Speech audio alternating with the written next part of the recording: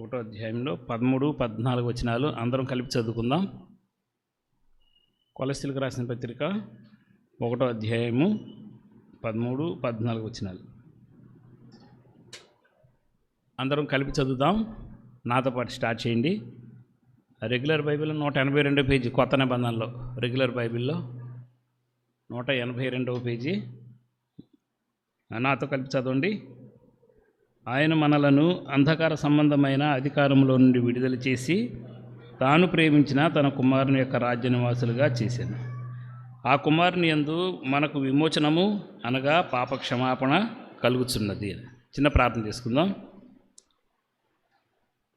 ప్రేమ కలిగిన తండ్రి, పరిశుద్ధుడైన ప్రభా, నీ మహోన్నతమైన నామానికి వందనాలు, స్తుతులు, స్తోత్రం చెల్లిస్తూ నీ మహాప్రేమలో ఈ 2025 సంవత్సరం అడుగుపెట్టిన మేము నవంబర్ నెలలో ప్రభా తిరిగి ఆఖరి పునరుద్ధాన దినం వరకు మరొక పునరుద్ధానం మిగిలి ఉండగా ఈ పునరుద్ధాన దినం వరకు ప్రభా మేమందరం సురక్షితంగా క్షేమకరంగా మిగిలి ఉండటానికి మా అందరి పక్షంగా మీరు చూపిన ప్రేమంతటిని బట్టి నీ పాదాలకు వందనాలు చెల్లిస్తున్నాను. ఎందు నిమిత్తం మా ఆయుష్కాలం పొడిగిస్తున్నావో, ఎందు నిమిత్తము మాతో పదే పదే మీరు మాట్లాడుతున్నారో గ్రహించేటువంటి కృప మాకు దయచేయండి. అంతేకాదు మీరు మాకు చేస్తున్న ప్రతి మేలుని బట్టి హృదయపూర్వకంగా నేను ఆరాధించడానికి, నేను స్తుతించడానికి ప్రభా అటు హృదయాన్ని మా అందరిలో దయచేయమని వేడుకుంటూ నీ పాదాలకు అప్పగిస్తున్నాను. ఈ దినమున ప్రభా ఆరాధన కోసం మేమందరం వచ్చి ఉన్నాము. నీ సన్నిధిలో జ్ఞాపకం చేసుకోనండి. నీ వాక్యము మందరి హృదయాలని ఒక్కసారి తిరిగి టచ్ చేసి మేమందరం హృదయపూర్వకంగా నేను ఆరాధన చేయడం కోసం సమయపడేటువంటి కృపను మందరి పక్షంగా దయచేయమని నీ పాదాలు బట్టి అర్థిస్తున్నాను. నిలబడిన నేను అల్పుడను ప్రభువా, పరిశుద్ధాత్మ తండ్రి, నీ కుమారుని గురించి మీరు చెప్తే బాగుంటుంది, మీరు మాట్లాడితే అది ప్రభా వినసొంపుగా ఉంటుంది. కాబట్టి నన్ను మరుగు చేస్తున్నందుకు నీ పాదాలకు శిరస్సు నమస్కరిస్తున్నాను. రావాల్సిన వారు సకాలంలో రావడానికి నీ కృప దయచేయండి. మధ్యలో వచ్చినా కూడా అర్థం అవటానికి నీ కృపను వారితో ఉంచమని వేడుకుంటున్నాను. వచ్చిన వారు ఏకహృదయం కలిగి నీ సన్నిధిలో ప్రార్థన చేయడానికి, అలాగే ప్రభు ఏకహృదయం కలిగి నీ వాక్యం వైపు తమ హృదయాలు ఎత్తిపెట్టుకోవడానికి, నీ వాక్యం వారితో మాట్లాడుతూ ఉండగా నేను ఆరాధించడానికి, తదుపరి అన్నయ్య చెప్పిన వర్తమానం ద్వారా హృదయాలు సరిచేసుకోవడానికి నీ కార్యాన్ని అందరిలో జరిగించమని నీ దయగల హస్తాలకు అప్పగిస్తూ మరొక మారు మమ్మల్ని జ్ఞాపకం చేసుకొని నీ కృపలో తండ్రి నిన్ను ఆరాధించడానికి, నీ వాక్య పిల్లలు మా బ్రతుకులు సరిచేయడానికి సమాయత్తపరచమని ఈ మనల్ని అంగీకరించి సహాయం చేయమని నీ ప్రియ కుమారుడు మా రక్షకుడైన యేసుక్రీస్తు వారి నామంలో అడిగి వేడుకుంటున్నాం తండ్రి, ఆమెన్. అందరికీ వందనాలండి. కొలస్సీలకు రాసిన పత్రికలో మనం చదువుకున్న 13, 14 వచనాలు ఒకసారి మళ్ళీ నేను రిపీట్ చేస్తాను. ఆయన మనలను అంధకార సంబంధమైన అధికారంలో నుండి విడుదల చేసి తాను ప్రేమించిన తన కుమారుని యొక్క రాజ్య నివాసులుగా చేశాను. ఆ కుమారుని యందు మనకు విమోచనము అనగా పాప క్షమాపణ కలుగుతున్నది అన్నది. సరే, ఈ వాక్య భాగంలోకి వెళ్ళి మనం దీని ద్వారా ప్రభువుని ఆరాధన చేసే ముందుగా అసలు కొలస్సీల పత్రిక ఎవరు రాశారు, ఎందుకు రాశారు, దాని సందర్భం ఏంటి అన్నది కొద్ది విషయాలు మనం జ్ఞాపకం చేసుకుంటే ఈ మ్యాటర్ అసలు ఎందుకు ఇచ్చాడు అని అన్నది మనకి ఒక క్లారిటీ వస్తుంది. సో దాని గురించి కొద్ది మాటలు మీకు నేను చెప్తాను. అదేంటంటే కొలస్సీ సంఘంలో కొద్దిపాటి తప్పుడు బోధలు వచ్చినాయి. వాస్తవానికి ఇక్కడ ఉత్తరం స్టార్ట్ చేస్తూ ఏం చేశాడంటే ఎఫెప్రా ద్వారా ఈ కొలస్సీ సంఘాన్ని గురించి తెలుసుకున్న పౌలు మీ అభివృద్ధి బాగుంది, చాలా సంతోషం అని చెప్పి రాస్తూ ఆ తదుపరి ఏంటంటే కొలస్సీ ప్రాంతంలో ఉన్నటువంటి తప్పుడు బోధనల్ని ఖండిస్తూ ఆ సంఘాన్ని మేలు కోసము ఎఫెప్రా ద్వారా మరి అంతేకాకుండా ఆ పక్కన ఉన్నటువంటి సంఘాలకు కూడాను వీటిని ఇచ్చి జాగ్రత్తగా మీరు ఒకసారి ధ్యానం చేయండి అని చెప్తూ రాసినటువంటి లేఖ. సో ఇందులో ఏంటంటే మెయిన్ తప్పుడు బోధనలు ఖండించడం. ఏంటి తప్పుడు బోధనలు ఖండించడం అనేటప్పుడు తీసుకుంటే అక్కడికి ఆ ప్రాంతంలో కొలస్సీ ప్రాంతంలోకి నాస్టిసిజం అని ఒక బోధ బయటకు వచ్చింది. ఏంటి అంటే నాసిస్ అంటే ఏంటంటే జ్ఞానము గలవాడు అని. అంటే ఏంటి, మేము జ్ఞానులము అనుకుంటూ కొంతమంది ఏం చేశారంటే ఉన్న బోధను వేరే వాటితో మిక్స్ చేసి పారేసి ఒక తప్పుడు బోధన ఆ ప్రాంతంలోకి తీసుకుని వచ్చారు. యాక్చువల్గా ఈ కొలస్సీ అన్నది పెర్గియా అన్న ప్రాంతంలో ఉంది. ప్రస్తుతం అది టర్కీలో ఉన్నటువంటి ఒక ప్రాంతము. టర్కీలో ఇప్పుడు ప్రస్తుతం దాని పేరు ఎమరాజీజీ, దాని పేరు ఆ ప్రాంతంలో ఉంది. అయితే ప్రస్తుతానికైతే లేదు. ఇవి మూడు పట్టణాలు అవి ఏంటంటే కొలస్సి, హీరాపోలి, లవోదికయ. ఈ ఎక్కడ ఉన్నాయి అంటే మనం ఇదే అధ్యాయం ఇదే పత్రికల చివరిలో మీరు చదువుకుంటే అక్కడ మిగిలిన 2 పట్టణాల గురించి రాస్తారు. ఈ 3 పట్టణాలు మంచి వ్యాపార రీత్యా అభివృద్ధి చెందినటువంటి పట్టణాలు. ఆ ప్రాంతంలో మంచి ధనికంగా కూడా తయారైనవి. అంతేకాకుండా చాలా ప్రాంతాల నుంచి ఇక్కడికి జనం వచ్చి నివాసం చేయటం మూలంగా రకరకాల బోధలు అనేవి ఇక్కడికి వచ్చి చేరినాయి. ఇంతకు మొదలు జరిగినటువంటి ప్రాబ్లం ఏంటి, ఇక్కడ వచ్చిన తప్పుడు బోధ ఏంటి అని అంటే, ఇక్కడ ఈ నాస్టిసిజం వచ్చిన తర్వాత వాళ్ళు ఒక బోధన తీసుకొచ్చారు. ఏంటనంటే అది మానవుడు అన్నవాడు ఎవరైనా పాపం చేసే ఉంటాడు, పాపంతోనే ఉంటాడు. కాబట్టి యేసుక్రీస్తు వారు కూడా పాపులుగానే పరిగణించాల్సిందే. ఎందుకనంటే ఎందుకు పరిగణించాలి అని అంటే పుట్టిన తర్వాత మనిషి పాపం లేకుండా ఉండలేడు. కాబట్టి అదొకటి. రెండో కారణం ఏంటనంటే ఆయన కూడా మానవుడిగా జన్మించాడు. సో మానవుడిగా జన్మించాడు కాబట్టి ఆయన దేవుడు అంటకి అర్హత లేదు, మనలాంటి వాడే ఒకటి. రెండో విషయం ఏంటనంటే రెండో విషయము, దేవుడు మానవులకిను దేవునికి మధ్యలో మధ్యవర్తిగా కొంతమందిని ఏర్పాటు చేశాడు. వాళ్ళు దేవదూతలు అని అంటారు, లేదా కొంతమంది ప్రవక్తలు అంటారు. అందులో ఒకడు యేసుక్రీస్తు వారే తప్ప ఆయన దేవుడు కాదు అని ఒక తప్పుడు బోధని ఆ ప్రాంతంలో ప్రచారం చేస్తున్నారు. సో దానిని ఖండిస్తూ ఈ కొలసి ప్రాంతానికి పౌలు భక్తుడు ఒక ఉత్తరం రాశాడు. ఎవరి ద్వారా అని అంటే ఎఫెఫ్రా ద్వారా రాయటం జరిగింది. ఇంతకు మొదలు కొలసి సంఘాన్ని స్థాపించింది ఎవరు అని అంటే పౌలు గారు మాత్రం కాదు, బట్ ఎఫెఫ్రా ద్వారా స్థాపించబడిందని చెప్తారు. అంతేకాకుండా మనకి వెనకాలకు వెళితే కనుక ఫిలోమోను అనే ఒక పత్రిక ఉంటుంది కదా మనకి. ఆ పత్రికలో ఫిలోమోన్కి పౌలు గారు ఒక ఉత్తరం రాస్తూ ఓనేసిము గురించి రాస్తాడు. ఆ ముందుగా ఎఫెఫ్రా అతనికి సహాయకుడిగా తర్వాత కాలంలో ఓనేసిము కూడా ఈ సంఘంలో ఉన్నారు అని చెప్పడం జరుగుద్ది. సో ఇప్పుడు ఈ తప్పుడు బోధన ఖండిస్తూ యేసుక్రీస్తు వారు ఎవరు అన్న విషయాన్ని స్పష్టం చేస్తూ ఇదే అధ్యాయంలో 1వ అధ్యాయంలో 15వ వచనం దగ్గర నుంచి 21వ వచనం వరకు కంప్లీట్గా చెప్పుకుంటూ వెళ్ళాడు ఎవరు యేసుక్రీస్తు వారని. ఆయన చేసిన పని ఏంటి అన్నది ఇప్పుడు మనం చదివిన 13, 14 వచనాల్లో క్లారిటీగా చెప్తాడు. సో అందుకని ఇక్కడ 15వ అధ్యాయంలో 15వ వచనం దగ్గర 1వ అధ్యాయం 15వ వచనం దగ్గర ఒక మాట అంటాడు, ఆయన అదృశ్య దేవుని స్వరూపియు సర్వసృష్టికిను ఆది సంభూతుడై ఉన్నాడు అన్నాడు. ఇది కరెక్ట్ ఫస్ట్ మాట అన్నమాట ఆయన గురించి. ఆయన అదృశ్య దేవుని యొక్క స్వరూపము. మనం అనుకున్నట్లుగా ఆయన మానవుడు కాదు, మానవుడిగా అవతరించాడు మన కోసం. ఎవరు ఈయన అంటే సర్వసృష్టికి ఆది సంభూతుడు అని.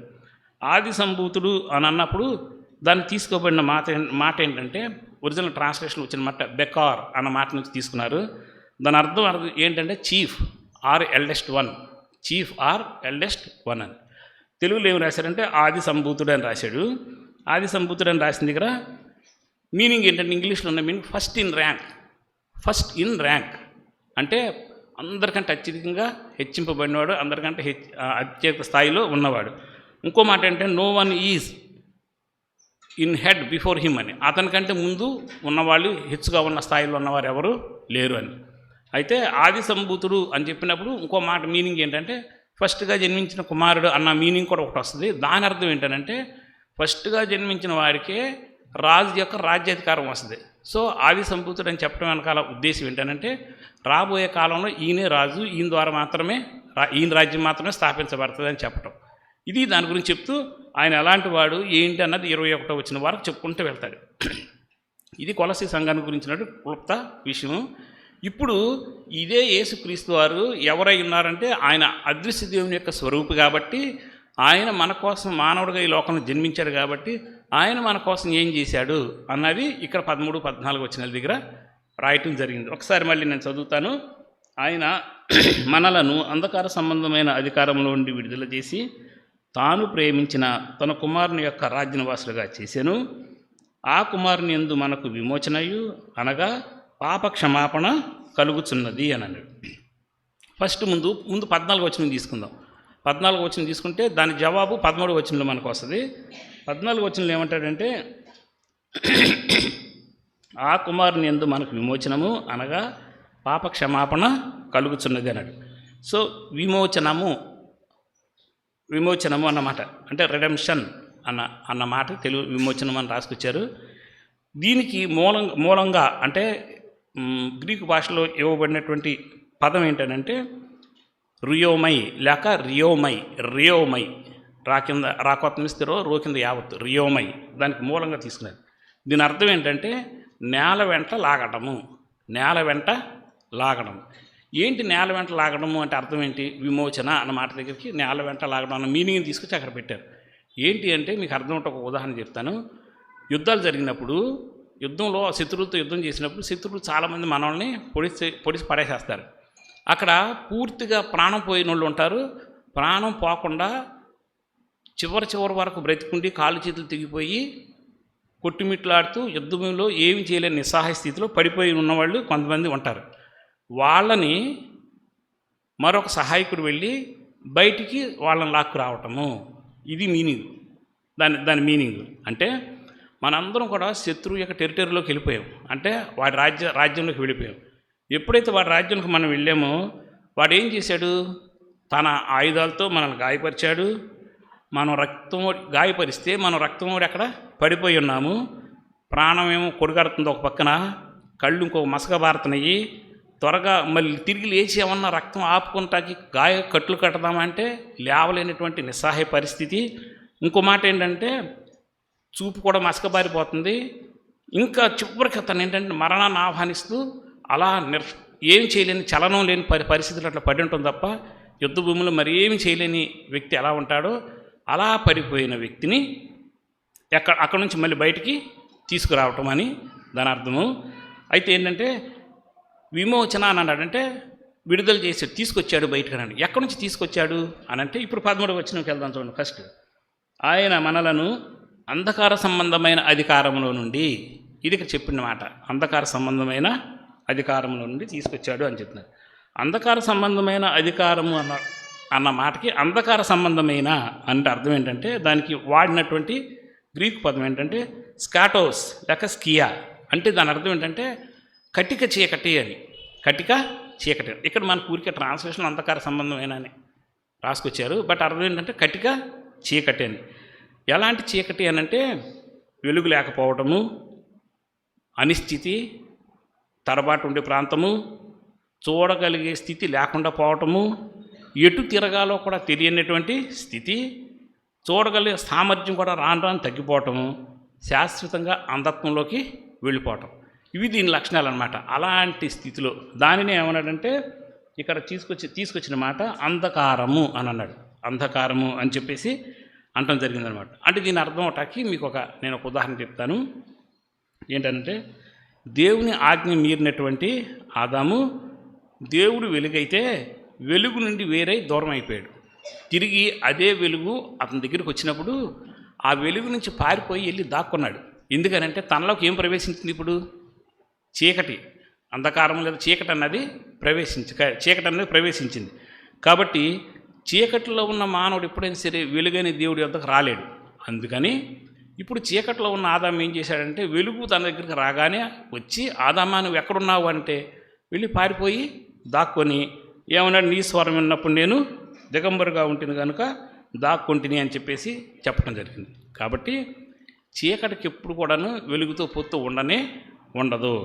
ఈ విషయం మనం అర్థం చేసుకుంటే జోనాథన్ ఎడ్వర్డ్ అన్న భక్తుడు దీని గురించి ఒక మాట చెప్పాడు. ఏంటనంటే పాపము అన్నదానికి సింబల్గా చీకటి అని ఒక మాట రాసుకొచ్చాడు. అంటే పాపంలోకి వెళ్ళాడు అంటే అర్థం ఏంటంటే కట్టిక చీకటిలోకి అడుగు పెట్టాడు అని. దాని గురించి జోనాథన్ ఎడ్వర్డ్ అన్న భక్తుడు ఏం రాసుకొచ్చాడంటే ఏ బుక్లో అంటే sinner in the hands of an angry God అన్న బుక్లో రాసుకొచ్చాడు. ఏమని రాసుకొచ్చాడంటే ఆయన తనకి ఇవ్వబడినటువంటి స్వేచ్ఛను దుర్వినియోగం చేసినటువంటి మానవుడు 3 అంతల నష్టాన్ని తెచ్చుకున్నాడు అని అన్నాడు. ఫస్ట్ ఏంటనంటే జీవం నుండి వేరైపోయాడు. రెండోది దేవుని యొక్క ఉగ్రత కిందకు వచ్చాడు. మూడోది దేవుని యొక్క శిక్ష కిందకు వచ్చాడు అని చెప్పాడు. 3 అంతల ప్రభావంలోకి దేవుడి నుంచి వెలుగు నుంచి చీకటిలోకి అడుగుపెట్టిన మానవుడు వచ్చాడు అని చెప్పాడు. దీనికి అర్థం అవటానికి మనకి 2-3 వచనాలు చూద్దాము. రోమపత్రిక 5వ అధ్యాయము 12వ వచనం దగ్గర రండి ఒకసారి. రోమపత్రిక 5వ అధ్యాయము 12వ వచనం దగ్గర నేను చదువుతున్నాను. ఇట్లుండగా ఒక మనిషిని ద్వారా పాపం ద్వారా మరణమును లోకంలోకి ఎలాగూ ప్రవేశించాను, అలాగనే మనుషులందరి పాపం చేసినందున మరణం అందరికీ సంప్రాప్తమాయను. ఇది పాపం యొక్క ఫలితం. వరుస ఏమొచ్చిందని చెప్తున్నాడు అనమాట. మనం చెప్పుకున్నాం ఏంటది, 3 అంతల నష్టంలోకి వెళ్ళాడు అన్నాం కదా. జీవం నుంచి వేరుపడ్డాడు, ఉగ్రతలోకి వెళ్ళాడు, శిక్షలోకి వెళ్ళాడని. సో ఇది ఎట్లా వచ్చాడు, మరణం శిక్షలోకి ఎందుకు వచ్చాడంటే ఒక మనిషిని ద్వారా, అంటే ఆది పురుషుడైన వ్యక్తి ద్వారా పాపంలోకి అడుగుపెట్టినవాడు అంతకంతకు మళ్ళీ పాపంలోకి వెళ్ళిపోతాడు. మీకు అర్థం ఉంటుంది. ఇంకో ఉదాహరణ చెప్తాను. సాయంత్రం మొదలైంది అనుకోండి, సాయంత్రం మొదలైనప్పుడు చీకట్లో అడుగు పెడతాం మనం. ఉండే కొందుకు ఏమవుద్దా చీకటి, సాయంత్రం నుంచి 7, 8, 9 అయ్యేటానికి ఇంకా రాత్రి అయిపోద్ది. అక్కడి నుంచి 12, 1 గంట అయ్యేటానికి ఇంకా అర్ధరాత్రి అయిపోద్ది. అలాగే పాపం చేసిన మానవుడు వన్స్ పాపంలో అడుగుపెట్టి చీకట్లోకి అడుగుపెట్టిన తర్వాత మళ్ళీ వెలుగులోకి రావటానికి అతనికి ఛాన్స్ లేనే లేదు. అంతకంతకు చీకట్లోకి వెళ్ళిపోతాడు, అంతకంతకు దేవునికి దూరమైపోతాడు. ఇది అక్కడ చెప్పినటువంటి విషయము. కాబట్టి ఇప్పుడు ఏమంటాడు, ఈ 3 అంతల శిక్షలో ఉన్న వాడిని పాపము మన జీవితాలను సర్వనాశనం చేసి శాశ్వత మరణానికి మనల్ని గురి చేస్తే సాతాను రాజ్యంలోకి వచ్చి దేవుడు తన కుమారుని ద్వారా శాశ్వతమైన తన కుమారుని రాజ్యంలో తీసుకెళ్ళడం కోసం ఆయన కుమారుని ఈ లోకానికి లాక్కొని వెళ్ళాడు. ఇది రిడెంప్షన్ అన్న మాట దగ్గరికి వచ్చినట్టు, విమోచన అన్న మాటకి అర్థం. అంటే పాపము ఆ టెరిటరీలోకి వెళ్ళాము, పడిపోయాము, ఏం చేయలేని నిస్సహాయ స్థితిలో ఉన్నాము, కటికి చీకటి అంధకారం అంటే ఇంకా అంతకంతకు పాపంలోకి వెళ్ళిపోతున్నాము. బయటికి రావటానికి దారి లేని చోట తిరిగి ఏం చేశాడంటే వీళ్ళు రాలేరు అని మన నిస్సహాయ స్థితిని చూచిన దేవుడే తిరిగి తన కుమారుని ద్వారా మన దగ్గరికి వచ్చి మనల్ని అందరిని అందులో నుంచి బయటికి లాగాడు అని ఇక్కడ చెప్పటం జరిగిందనమాట. అయితే తీసుకొచ్చిన దేవుడు, అక్కడి నుంచి బయటికి తీసుకొచ్చిన దేవుడు ఆయన మనకు చేసిన మేలు మరొక మేలు చెప్తున్నాడు. ఏంటనంటది 13వ వచనంలో ఒకసారి మళ్ళీ చూడండి. అది ఇందాక మనం చదివిన కొలస్సీలకు రాసిన పత్రికే. అంధకార సంబంధమును అధికారం నుంచి విడుదల చేసి తాను ప్రేమించిన తన కుమారుని యొక్క రాజ్య నివాసులుగా చేశాను అన్నాడు. తన కుమారుని యొక్క రాజ్య నివాసులుగా చేశాను.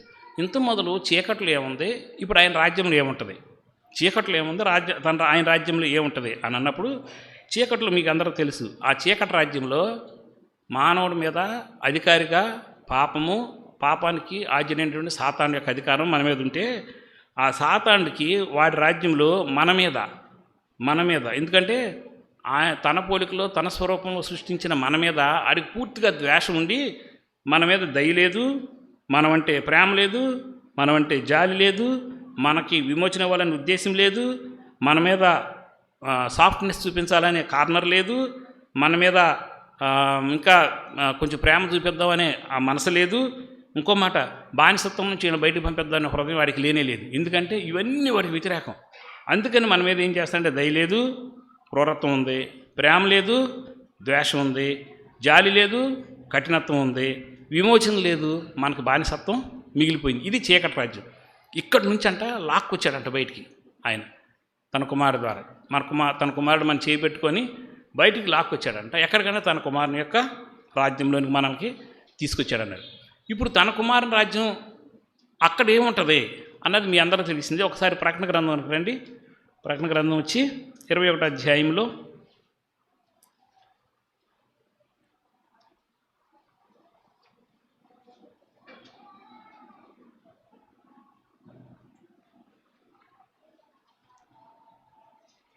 నేను చదువుతాను.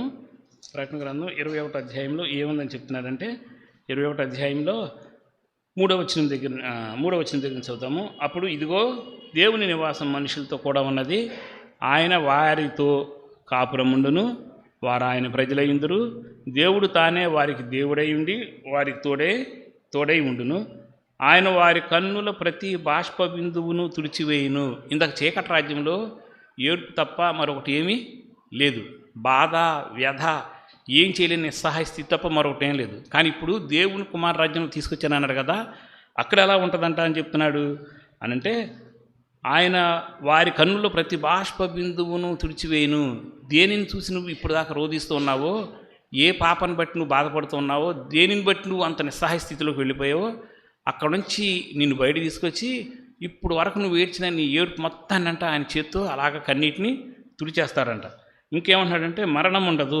అక్కడుంటే మరణం, ఎందుకంటే గాయపరచబడ్డం, ఇక లేవలేని నిస్సహాయ స్థితి, ఇక మరణాన్ని ఆహ్వానిస్తూ పడిపోవడం తప్ప ఏమీ లేదు కాబట్టి ఇక మరణం ఉండదు అంటున్నాడు. ఇక్కడైతే ఇంకా దుఃఖమైనను, ఏడుపైనను, వ్యాధైనను ఇంక ఏది కూడా ఇక్కడ ఉండనే ఉండదన్నాడు. ఇది దేవుని తన కుమారుని యొక్క రాజ్య నివాసం. కాబట్టి అందులో నుంచి ఇందులోకి దేవుడు మనల్ని షిఫ్ట్ చేశాడు, అంటే లాక్కొని తీసుకొని యువతలకి వచ్చాడు అని చెప్తున్నాడు. అయితే మెయిన్ ప్రశ్న ఏంటంటే ఇక్కడ అందులో నుంచి ఇందులోకి ఎట్లా ట్రాన్స్ఫర్ అయ్యాము, ఇది మనకు అర్థం అవ్వాల్సిన విషయం. ఇక్కడే మనం సరిగ్గా తెలుసుకుంటే దేవుణ్ణి ఆరాధన చేయడానికి, మనకి ఆరాధన చేయాలన్న హృదయం మన అంతరంగంలోకి వస్తుంది. దేవుని ఆరాధన చేయాలి, ఎందుకు చేయాలంటే కరెక్ట్ రీజన్ అనేది మనకి తెలుస్తుంది. ఇప్పుడు ఎందుకు మనం ఆయన ఆరాధన చెయ్యాలి అని అన్నప్పుడు ఈ రాజ్యంలోకి ఎలా ట్రాన్స్ఫర్ చేశాడు అని మనకు అర్థం అవ్వాలంటే ఇక్కడే అన్నాడు కదా, కింద 4వ వచనంలో ఏమన్నాడు, మన చదివాం ఫస్ట్ వచనం, విమోచన ఆ కుమారుని యందు మనకు విమోచనము అనగా పాప క్షమాపణం అని 2 మాటలు ఇచ్చాడు. బట్ 2 మాటలు లేవు, ఇంగ్లీష్లో 2 సపరేట్ మాట అనగానే ఒక మాట ఇచ్చాడు, కానీ రిడమ్షన్ అండ్ ఫర్గివ్నెస్ అని 2 మాటలు ఇచ్చాడు. 2 సపరేట్ మాట, 2 మేలు చేశాడు అన్నాడు. ఒకటి విమోచనము, రెండోది పాపాలకు క్షమాపణ అన్నాడు. ఈ 2 పనులు చేయటం ద్వారా ఆయన ఏం చేశాడంటే ఆయన రాజ్యంలోకి మనల్ని తీసుకొచ్చాడు అన్నాడు. ఇంత మొదలు రిడమ్షన్ అన్న మాటకు వాడిన గ్రీకు పదం యొక్క అర్థం ఏంటనంటే paying penalty for the sins అని, అంటే పాపమునకు వెల చెల్లించటము లేక పరిహారము చెల్లించటం. అంటే యేసుక్రీస్తు వారు తన రాజ్యంలో మనం తీసుకొచ్చాడంటే ఊరికి నైన పని కాదు, దానికి ఆయన పెనాల్టీ చెల్లించాడంట. అంటే మన కోసము ఆయన ఏం చేశాడంటే వెల కట్టాడు. ఏం వెల కట్టాడు, అందుకని విమోచన క్రయధనముగా ఆయన చెల్లించి మనల్ని అందులోంచి రక్షించాడు అని అంటాం కదా మామూలుగా మనం ఆ మాట. సో అట్లా పే చేసి అక్కడ నుంచి మనల్ని బయటకు తీసుకొచ్చాడు. పాతకాలపులకైతే తెలుసు, పాతకాలంలోనే బంధువుల దొడ్లు అన్నీ ఉండేవి కదా. బంధువుల దొడ్లో ఉంటే ఎవరైనా చెవిలో కానీ ఏమైనా కానీ వెళ్ళిపోయి పడిందనుకో ఆడు తీసుకెళ్ళి ఆ బంధువుల దొడ్లో కట్టేసేవాడు. కట్టేస్తే అక్కడ నుంచి దానికి తిండి ఉండదు, మేత ఉండదు, అక్కడ పడి ఉంటాం. అట్లాగా వెళ్ళి అవతలడు తప్పుకి ఎంత జరిగిందన్నాడు దానికి పెనాల్టీ కడితే కానీ అందులో నుంచి మనల్ని బయటికి అది ఆ పశువుని తీసుకురావడానికి అవకాశం లేదు కాదు. సో అట్లాగే ఎవరన్నా కనుక ఒకరిని ఎత్తుకుపోయారనుకున్న పిల్లల్ని దానికి ర్యాన్సమ్ చెల్లిస్తారు కదా. ర్యాన్సమ్ అంటే వాళ్ళు అడిగిన దానికి డబ్బులు చెల్లిస్తారు. అలాగే సాతాను మనం తీసుకెళ్ళిపోతే వాడి నుంచి విడిపించడం కోసం అని చెప్పేసి ఆయన వెల చెల్లించాడు. తండ్రి అయిన దేవుడు తన కుమారుని వెలగా అక్కడ పెట్టి ఆ వెల ద్వారా మనల్ని బయటికి తీసుకొచ్చాడంటే ఇది మెయిన్. ఇప్పుడు ఏమంటాడు, అందుకని ఆయన తన కుమారుని యందు మనకు విమోచనము అంటే తేలిగ్గా తీసుకున్నాం. విమోచనం అనగానే ఓకే మనల్ని విమోచించాడు, ఎట్లాగా యుద్ధంలో పడి ఉన్న లాక్కొచ్చినట్టు లాక్కొచ్చాడు. ఎక్కడి నుంచి లాక్కొచ్చాడు అని అంటే అంధకార సంబంధమైన దాంట్లో నుంచి, అంటే ఏం చేయలేని సహాయస్థితిలో కూడా ఉన్న మనల్ని బయట తీసుకొచ్చాడు. కానీ ఇదంత తేలిక కాదు. కారణం ఏంటంటే దానికి వెల చెల్లిస్తే కానీ బయటికి రావడానికి అవకాశము లేదు. అయితే ఈ విడుదలకు ముందు, వెల చెల్లించడానికి ముందు దేవుడు ఏమని చెప్పాడు మన గురించి, ఎలా చెల్లిస్తానన్నాడు అన్న 2 మాటలు మీకు నేను చూపిస్తాను. హోషియా గ్రంథానికి రండి. హోషియా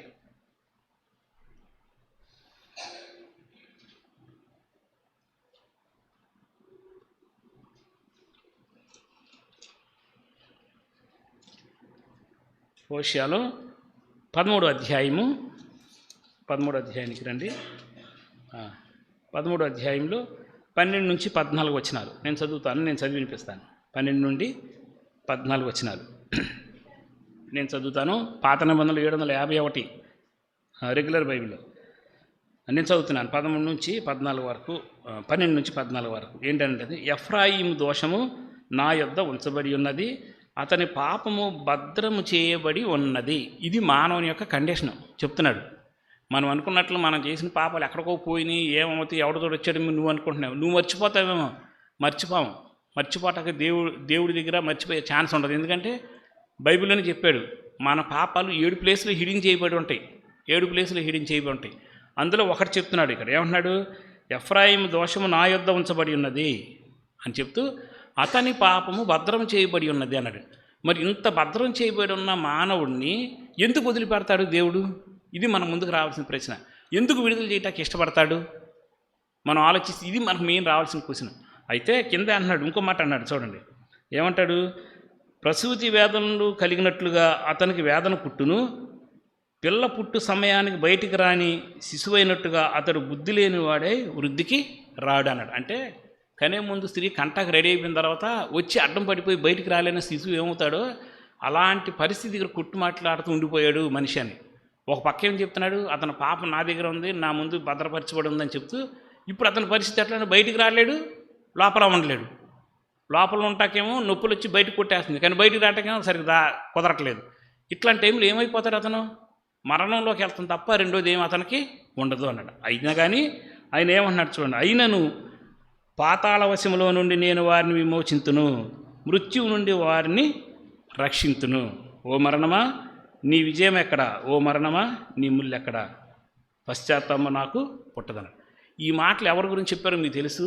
ఓ మరణమా నీ ముళ్ళు ఎక్కడా, ఓ మరణమా నీ విజయం ఎక్కడ అన్నది ఆయన కుమారుడిని యేసుక్రీస్తు అని శిలువ మీదకి ఎక్కించి ఆయనను 3వ దినం తిరిగి లేచిన తర్వాత చెప్పినటువంటి డైలాగులు అన్నమాట ఇవే. నేను సో ఇప్పుడు ఏమంటున్నాడు ఆయన, అలాంటి పరిస్థితిలో ఉన్న మానవుణ్ణి తిరిగి నేను ఏం చేస్తానని చెప్తున్నాడు, పాతాళం వశంలో నుండి వారిని నేను విమోచింతును, మృత్యువు నుండి వారిని నేను రక్షిస్తాను అన్నాడు.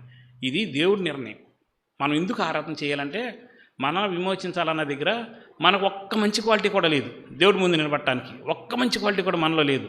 కానీ మన పాపం ఆయన ఎదురుబడి ఉంచబడి ఉన్నా, భద్రంగా ఉన్నా, అంతేకాదు మనం ఎంత భయంకర స్థితిలో ఉన్నా, సావటానికి సిద్ధంగా ఉన్నామో అది కూడా ఆయన తెలిసినా కూడాను అక్కడ కూడా అంటున్నటువంటి మరణం నుంచి నేను వారిని విమోచిస్తాను, పాతాళ వశం నుంచి వాడిని బయటికి లాక్కొస్తాను. ఇది దేవుడి ప్రేమ. ఇది అర్థమైతే మనం అసలు ఆరాధన చేయకుండా ఎట్లా ఉండగలం చెప్పండి. ఇక్కడ కూర్చున్న మీరందరూ విమోచింపబడ్డారు అని అంటే హృదయాలకు ఎంత సంతోషం. ఓకే, మరణంలోకి వెళ్ళాల్సిన నన్ను దేవుడు బయటికి తీసుకొచ్చాడా అని. దీనికోసం ఆయన ఏం పే చేశాడు, ఇదే కదా మన ప్రశ్న. ఇంత మొదలు ఏం చేసి మనల్ని విడుదల చేశాడు అన్నది. రండి తిమోతికి రాసిన మొదటి పత్రిక, తిమోతికి రాసిన మొదటి పత్రిక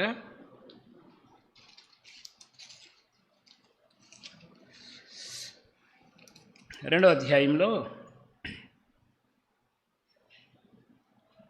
6వ వచనంలో, 2వ అధ్యాయము 6వ వచనంలో, ఈయన అందరి కొరకు విమోచన క్రయధర్మగా తన్ను తానే సమర్పించుకొనెను అన్నాడు. ఇంత మొదలు ఎట్లా వచ్చింది విడుదల అని అంటే ఒక పాయింట్ రాయించాడు.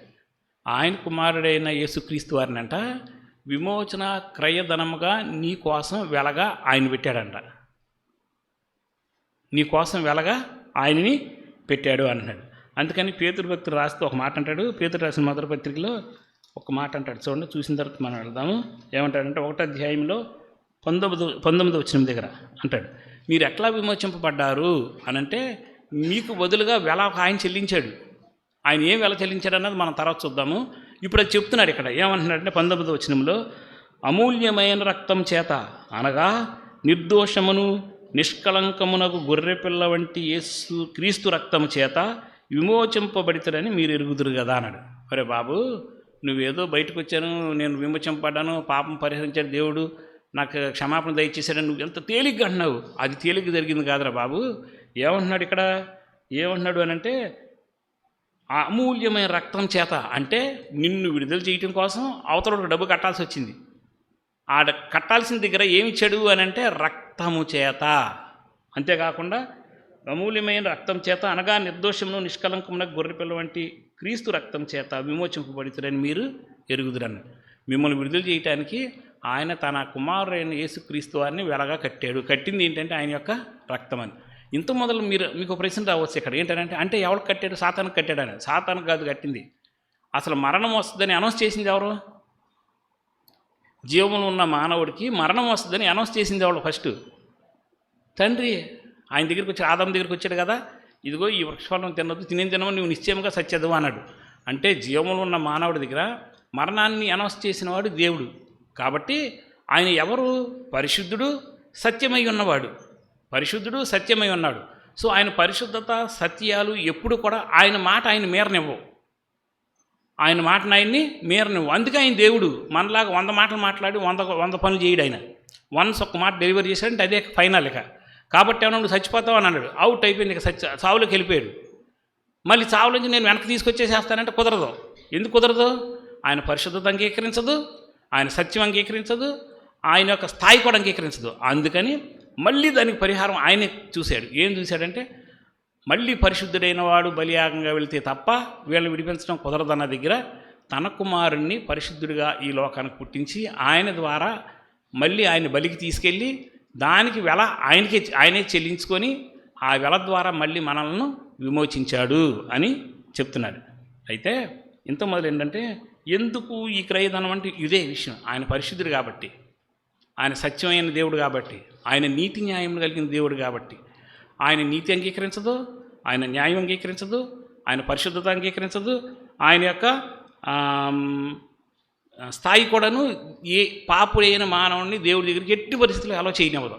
కాబట్టే ఇప్పుడు దాని పరిహారం కోసం అని చెప్పేసి ఆయన ఏం చేశాడంటే ఇదిగో ఈ ప్లాన్ చేశాడు. ఎట్లాగా వారి పాపను పరిహరిస్తాను, పాతాళం నుంచి వాడిని విడిపిస్తానని చెప్పిన దేవుడు ఆయన కుమారుడిని పరిహారంగా ఈ లోకానికి పంపించాడు. ఎందుకు పంపించాడు అని అంటే మరి ఎలా చేశాడంటే నీ మీద ఉన్న ఉగ్రతని ఆయన కుమారుడి మీదకి మళ్ళీ ఇచ్చాడు. ఇప్పుడు ఇంతకు మూడు స్టెప్పులు చెప్పుకున్నాం కదా. మనం ఏం చెప్పుకున్నాము? జోనాథన్ ఎడ్వర్డ్ గారు చెప్పింది జీవం నుంచి వేరయ్యాడు, దేవుని ఉగ్రతలోకి వచ్చాడు, మరణంలోకి వచ్చాడని. అందులో ఇప్పుడు ఈ 3 భాగాలు తీసుకుంటే కనుక ఆయన ఉగ్రత మన మీద ఉంది. ఇప్పుడు ఆ ఉగ్రతకి కంప్లీట్గా మనందరూ శిక్షలోకి వెళ్ళాల్సిందే, యుగాలు అగ్నిగంధకాలతో మండి గుండంలోకి వెళ్ళాల్సిందే. కానీ ఆ ఉగ్రతనంట ఆయన కుమారుడి మీద తిప్పాడంట. 1. 2, పాపం చేసింది నువ్వైతే శిక్ష ఏమో ఆయన కుమారుడికి వేశాడంట. నువ్వు తప్పు చేసింది నువ్వైతే వెలేమో ఆయనతో కట్టించాడంట. వెల ఆయన కుమారుడితో కట్టించాడంట. ఎవరండి మన కోసం ఇట్లా చేసేది? పాపంలో పడి మరణంలో ఉండి పాతాళంలోకి వెళ్ళిపోవాల్సిన మనల్ని నేను వాళ్ళని రక్షించుకుంటాను అని ఎవరు చెప్తారు? ఎవరు ఇలాగ మీకోసం అన్నీ నేను చేస్తానని చెప్తారు? ఎట్లా ఆరాధన చేయాలి మన దేవుణ్ణి? ఎంతగా ఆరాధన చేస్తే ఆయన రుణం తీసుకుంటాం? ఒకసారి ఆలోచించండి. అయితే ఆ వెల ఎలా చెల్లించబడిందో మీకు అది అర్థం అవ్వాలి. ఎలా చెల్లించబడింది అంటే ఆయన కుమారుడు ద్వారా చెల్లించబడిందండి. ఒక్కసారి ఆయన కుమారుని సిలువ చూడండి. సిలువ చూసినప్పుడు ఆయన చెల్లించిన వెల ఎంత గొప్పదనంటే దైవ ఏకత్వంలో త్రిత్వంలో ఏకత్వమైనప్పుడు తండ్రి కుమార పరిశుద్ధాత్మలో కుమారుని లోకాన్ని శరీరధారిగా పంపించిన తర్వాత ఆయన నీ పాపం నుంచి విమోచించడం కోసం సిలువలో చేసిన ఆ బలియాగాన్ని ఒక్కసారి మనం జ్ఞాపకం చేసుకుందాం. ఏంటో తెలుసా? నీ పాపాల కోసం నువ్వు మరణంలోకి వెళ్తే నీ మరణం కోసం ఆయనని మరణానికి అప్పగించాడు. నీ మరణం కోసం ఆయన్ని మరణానికి అప్పగించాడు. అంటే ఎవరిని అప్పగించాడో తెలుసా? మరణానికి జీవమయ్యి ఉన్నవాడిని. మరణం ఎవరి దగ్గరికి రావటానికి భయపడుతుందో ఆయన్ని తీసుకెళ్ళి మరణంలో కూర్చోబెట్టాడు. ఆయన ఎవరు? జీవాధిపతి, జీవమైన వాడు. అలాంటి జీవమైన వాడు ఇప్పుడు ఎక్కడికి అప్పచెప్పాడు? ఆయన తీసుకెళ్ళి మరణానికి అప్పగించాడు. ఆయన పక్కనే ప్రార్థన చేసినప్పుడు గెత్సేమని తోట దగ్గర, తండ్రి మీరు అనుమతిస్తే నీ కుమారుడికి పక్కన మేము నిలబడతామని 12 వ్యూహాల సైన్యం ఆయన పక్కన నిలబడితే 12 వ్యూహాలు అంటే 72,000 మంది సైనికులు కత్తి చూసి నిలబడ్డారంట యేసుక్రీస్తు వారి దగ్గర. కత్తి చూసి నిలబడి ఒక్క దేవదత్తలు వదిలితే 1 గంటలో 1,00,000 మందిని చంపేయగలరు. అలాంటిది 12 వ్యూహాలు 72,000 మంది పక్కన నిలబడితే ఆయన ఏం చేసేది? 12 వ్యూహాలు పక్కన నిలబడితే సపోర్ట్గా నిలబడితే ఒంటరిగా ఆయన ఒక్కడిని కుదరదు, ఆయన వెళ్ళాల్సిందని చెప్పేసి ఆయన ఒక్కడే సిలువకి ఎక్కించాడంట. చూడండి ఒకసారి. జీవాన్ని తీసుకొచ్చి మరణానికి అప్పచెప్పాడు. పక్కన 72,000 మంది సైనికులు కత్తి తీసి నిలబడుతుంటే కుదరదు, మీరు ఎవరు ఆయన వెళ్ళాల్సిందే, ఆయన్ని పంపించాడు. ఇంకోటి ఏంటంటే జీవజలం. ఎవరికి నేను వచ్చింది? జీవజలం అయిన వాడు నిలబెట్టి కనీసం కుక్కు నీళ్ళు కూడా ఇవ్వకుండా చేశాడు. ఏమన్నాడు ప్రభువారు శిలువ మీద ఉండి? నేను దాహం కొని ఉన్నాను అన్నాడు. అందిందా? ఎవరైనా?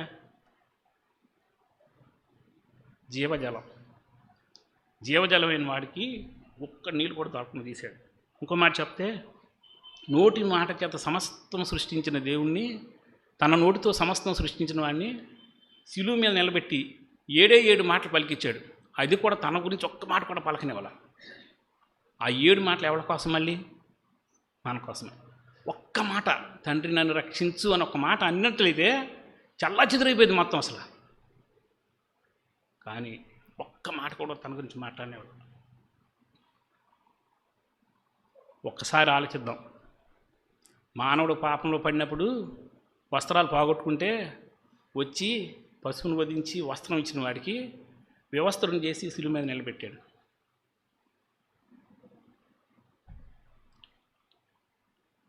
మీకు తెలుసా యేసుక్రీస్తు వారు శిలువ మీద ఎలా ఉన్నాడు?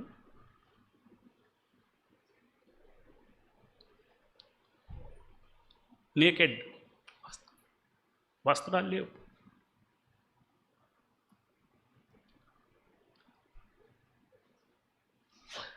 ఎవరు మనల్ని ఇంత ప్రేమించేది? ఎవరు మన కోసం ఇంత త్యాగం చేసేది? ఆలోచిద్దాం. ఆయన ప్రేమను అర్థం చేసుకుని ఆరాధించేద్దాం. తల వంచుకొని